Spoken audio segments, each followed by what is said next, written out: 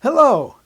I'm going to take one more whack at that dead horse about Kirchhoff's voltage law and changing magnetic fields, because I'm going to show, through analyzing yet another video about this, that if you understand the basic principles of electronics and understand how things work, you can make accurate predictions and understand how circuits work. So a little bit of a recap. I can't go over everything because it's way too much, but I'll link in the description below some videos that can lead up to this if you need to see them.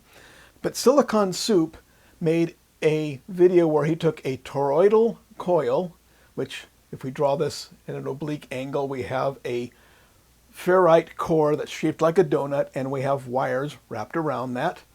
And we're looking at this edge on now. So we have our toroidal coil, and there's the hole through the middle, and our wires are wrapped around this way and that way. And he put a loop of wire through there and made some measurements and showed that, well, that there's no voltage gradient from here to here or from here to here, which I expected to see when we looked at the same thing using an open coil. So there is our coil. We're looking down on it, so our wires are wound around this way. We have an open loop of wire, and we will see a voltage gradient. So if it's positive on this side, we'll see our highest positive voltage, and the voltage will get lower and lower and lower as we get down to this end, which will have our smallest voltage, or we could call that positive and negative. So we expect a voltage gradient. Higher voltage down to lower voltage this way. But using a toroidal transformer, we did not see that. And so I double-checked that, did my own experiments, which I made a video about, which I'll link in the description below for those of you who have not come here from that direction. And I confirmed using an oscilloscope that if we measure anywhere along here, any 2 points, we get 0 volts, which means there's no voltage gradient along there. But yet I have some voltage. If I put my oscilloscope, which of course is a type of voltmeter here, I will get some voltage, whatever it is. But if I measure along here, I get no voltage. Where if I do the same thing along here, I do get some voltage from point to point because we have that voltage gradient around it. And after carefully examining it, I found that it appears that the only EMF, the only voltage gradient we're going to have is going to be, and I'll put the symbol for EMF in there, that little cursive E, only exists inside the toroid itself. Now, this isn't some harebrained theory I've come up with. This is just a matter of fact that that's the way it acts. Just like when I talk about a capacitor, I say it acts like you can stuff electrons in there and it acts like a compressed air tank. Is it? No. A capacitor works by storing energy in an electric field. It doesn't store it as compressed electricity per se. Or when I say that a battery acts like a pump, pumping electricity around the circuit. Does it really do that? No, but for all intents and purposes, you can treat it that way. So I don't know for sure what is going on here, and I'm trying to find out. I cannot find any literature that explains this in any kind of detail, but it acts as if the only EMF is inside there. Therefore, unlike the coil that is open, once again, there's our coil of wire looking down at it, we have EMF all around the circle. And of course, if we break the loop, then we can actually measure that with a voltmeter. But here, it appears that the EMF is only inside the toroid. Now, I've been trying to find something that really explains what's going on there, and I haven't found much yet. I'm sure that there must be a treatise on electromagnetics somewhere that explains what's going on and can tell me why it appears what it is. But I did find in Wikipedia, they show a cut open toroid. Here's your ferrite in there, and we're looking at it being cut. So we're only seeing half of the donut. And they show the electric field rightfully like this, and around the other way. And one electric field line going right down the middle. and they say that the EMF is parallel to this line.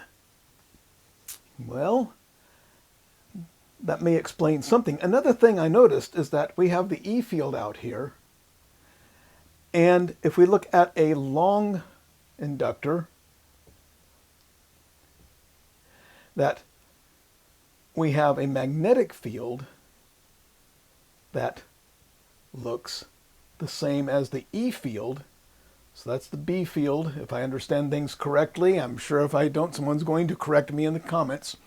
But the B field, or the magnetic field in a long inductor, is going to have the same shape as the electric field, or the E field, in the toroidal inductor. And another thing that gives me a clue is that inside the inductor we have a strong magnetic field, but outside it's spread out so much that it's essentially zero. So we don't have any measurable magnetic field outside of a long inductor. Well, here we have the E field looking the same. Could that tell us that we don't have any measurable E field outside the toroidal inductor? Maybe I'm on the right track here, but I can't find anything documented to tell me what's really going on here. But it acts as if the only place we have the E field is somewhere right in there. So that's the point I want to make before I go on to Inverted Reality's video. So he sets up a similar experiment, but his is more like Walter Lewin's because he actually put the resistors in there. So take a quick look back at Walter Lewin's setup, which actually goes back to a paper by Robert Romer.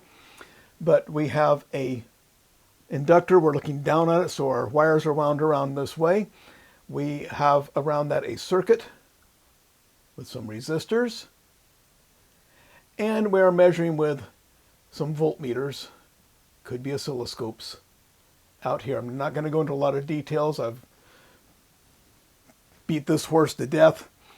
And Robert Romer did some calculations and found that these two voltmeters should not read the same, even though they're connected to the same point in the circuit. And my point is that, well, yeah, that's not surprising because any engineer would look at this right away and see, well, your measuring loop is affected by the magnetic field as well as this loop here. So we have current flowing here and current attempting to flow here, but of course the voltmeters are very high impedance. So the total EMF is going to be divided between the two oscilloscopes plus the voltage that is between the two resistors, and therefore you get two different readings. Of course, we are assuming that these are different, 900K, 1K, or whatever those resistors are. So anyway, back to Inverted Reality's setup, where he used a toroidal inductor. We're looking down from the top, so the wires are wound around this way.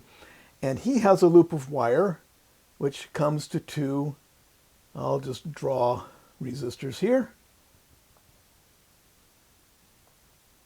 instead of the good old American squiggly line. And one of them is 100 ohms, and the other one is 1,000 ohms. And of course he has an alternating current going to this toroidal coil, and he has this loop of wire going through there. So now, back up to what I discovered, we know that the EMF only exists, or at least appears to only exist in there. So this circuit should act as if that's where the EMF is. So what I'm going to do is draw another circuit over here because we can model that with a battery. Of course, this is going to be alternating current, but we can still model that with a battery. So whatever voltage we get, we can measure here. I'll put the 100 ohm resistor here and the 1K here. So he measures the voltage at different places. So let's start out his original.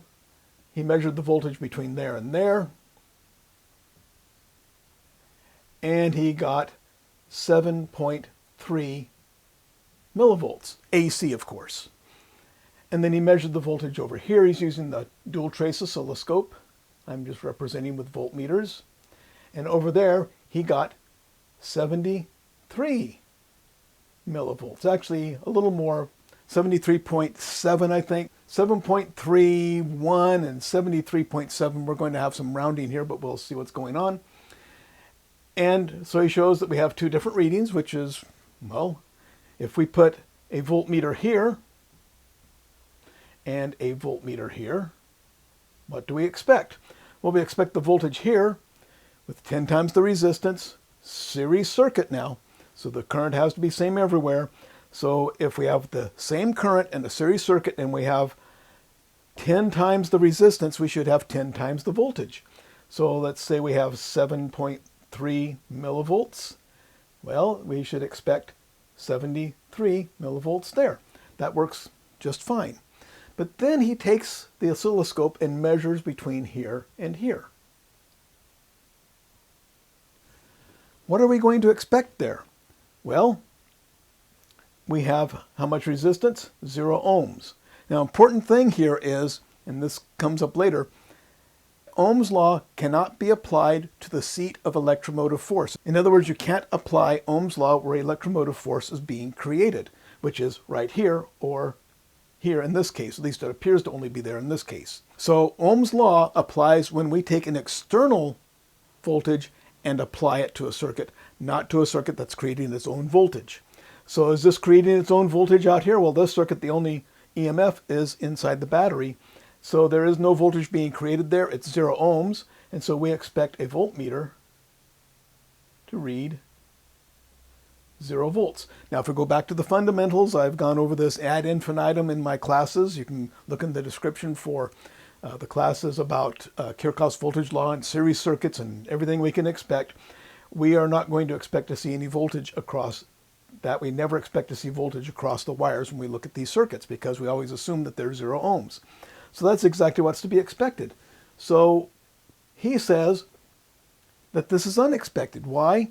Because he is considering this to be part of a transformer. Let me draw what he drew. He draws his circuit like this, which is legitimate because we have a wire, it has inductance, so we can draw it as a coil. And he's assuming that we have this situation here where our coil of wire is an open, long inductor, and therefore our E field is going to surround the entire loop, causing current to flow. And so this acts as the secondary of a transformer, and so does that one. So we have two secondaries of the transformer. Don't need to get too deep into that. I do in other places. And so under that condition, we would expect some voltage across there.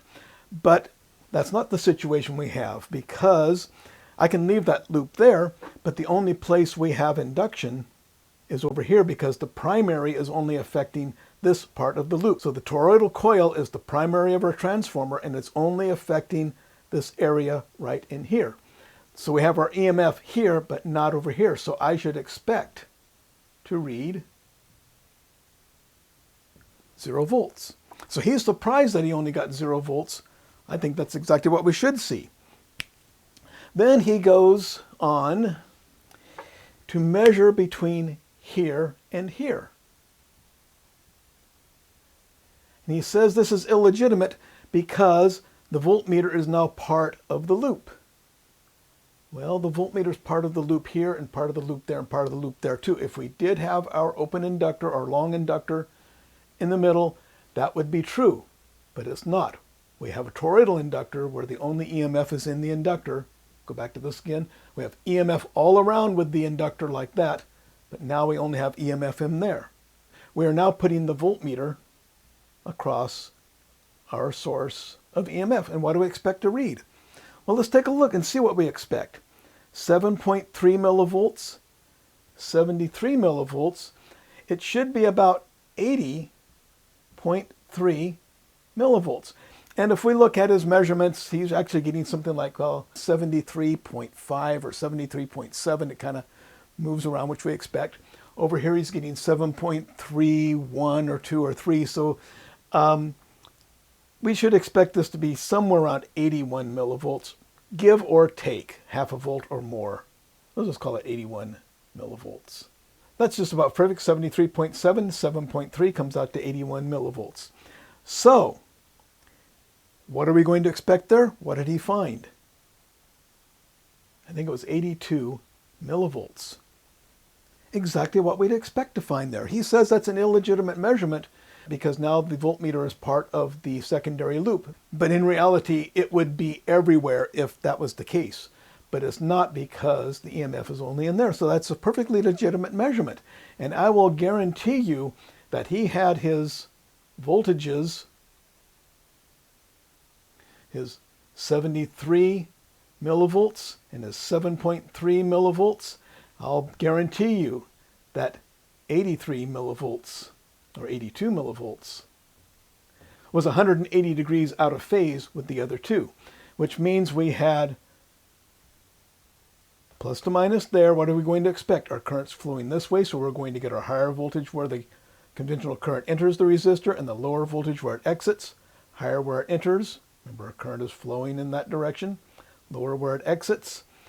And so notice that the polarity of this battery is opposing the polarity of the resistors. So we start with 81 millivolts, remove 73.7, subtract 7.3, we're down to 0, and that satisfies Kirchhoff's voltage law. Doing it with AC, we have 73 millivolts. We add 7.3 millivolts to give us 80-ish. I'll just make this 80 just to make the math work. And we would expect that to be 180 degrees out of phase, which I guarantee you it will be. So actually, even though he says this violates Kirchhoff's voltage law because he gets 0 volts here, that's exactly what we expect there. There is no EMF out there. It's not the secondary of a transformer. The only EMF we should expect would be in here. So he's making the assumption that we're going to have EMF all around there, which is the assumption I made until I experimentally found that it doesn't work that way. And whatever's actually going on, it acts as if the EMF is only in here. So it acts like there's a battery here, resistor, wire, resistor, and so it acts like this is our circuit over here. We have a battery, a resistor, 0 ohm wire, another resistor, and everything satisfies Kirchhoff's voltage law. Now, remember when I did my original video, if you have seen it, that I said, let's put our toroid here, there's our wire going through, that measuring this and proving that my EMF is only in here is going to be impossible with anything I've got, because if I measure between here and here, I'm simply going to measure the total EMF. We already saw that. So whatever voltage that is. And if I try to measure without going on both sides, so inverted reality said we can't measure that way, so what he did is he put a clip lead over here, ran it through, and then put the voltmeter over here. So there's his oscilloscope, and he ran the lead through there to get a, quote, legitimate measurement. But what did I say? Let's put these wires in here. We're going to get an EMF positive to negative there, and another EMF positive to negative there. So our loop goes negative to positive to negative. They're going to cancel each other out. So I'm going to expect to see 0 volts. And he made that measurement, and that's exactly what he got, was 0 volts. So, like I said in the original video, it appears that all the EMF is in here, and there's no real way to prove that, because if we measure this way, we see the full EMF of the whole circuit. If we try to measure that way, we're going to cancel it out, and we can't measure it. So the bottom line is, if I get the clutter out of the way here, we're looking at our toroidal transformer here. Let me draw my little dotted lines here so we know there's a little hole going through there. And I'll draw a dotted line for our little loop there. Let's get the electromotive force out of the way so we can see our drawing a little better. So there's our loop going through. So once again, I'll just model it as a battery because it just is easier to wrap our minds around, I think. So a DC circuit, 80, we'll just call it 80 millivolts just to keep the math easy. 80 millivolts, 100 ohms, 1K. And we found that over here, we had roughly 7 millivolts, and over here we had roughly 73 millivolts, and those add up to the 80 millivolts. So Kirchhoff's voltage law is satisfied, and understanding how the circuit works, we can see that we can predict exactly what that's going to do.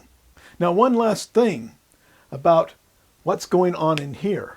A YouTuber named Dirk van Merveen, if I mangle that not too badly, commented on Inverted Reality's video and said you only have induction on this part of the wire, nowhere else in the circuit. Now, what kind of authority is he? Nobody. But somewhere, somebody got the same idea I discovered, is that it appears, and may be true, that all of the EMF is inside the part of the wire that is inside the toroid. Did he find that somewhere in a book on electromagnetism? I have no idea. But at least somebody has that idea. So bottom line is, it appears that all of the EMF is right there. So we can treat that as a source of EMF, make it alternating current. I'll put a little E here. And then whatever else goes on outside is the rest of the circuit. Don't have much else to say about that, other than if you understand how things work, or at least how to model things, you can make accurate predictions. And don't get sidetracked by the red herrings where people are making mistakes. He assumed that there was EMF out here, but he didn't measure any. He assumed that the voltage that he did measure at the bottom was illegitimate, and therefore concluded that Kirchhoff's voltage law was incorrect in this case. However, if we understand how the toroidal inductor is working, we can see that we don't expect any voltage out here, and we expect all of it over here. And his illegitimate measurement is actually quite legitimate, and this just simply acts like any other series circuit. So I think I'm finished with this particular topic. I'm probably going to make another video that simply consolidates all the stuff that I've put in the previous videos, because I have too many of them about this topic. Now that I've done all this research, I can put it all into one nice tidy video and retire the rest of them. But otherwise, I think we're done with Kirchhoff's voltage law and changing magnetic fields. It does hold. So I hope you found this useful and informative, and if you did, please give me a thumbs up. It really helps the channel. And if you want to learn electronics technology, you can take my free course at vocademy.net. A big thank you to my patrons. I could not make these videos, and I could not run Vocademy without your support. To help me put these videos online, go to patreon.com/Vocademy and pledge your support, or look in the link below for how to give a one-time donation. And a big thanks to my patrons for making this possible, and thanks to everyone for watching.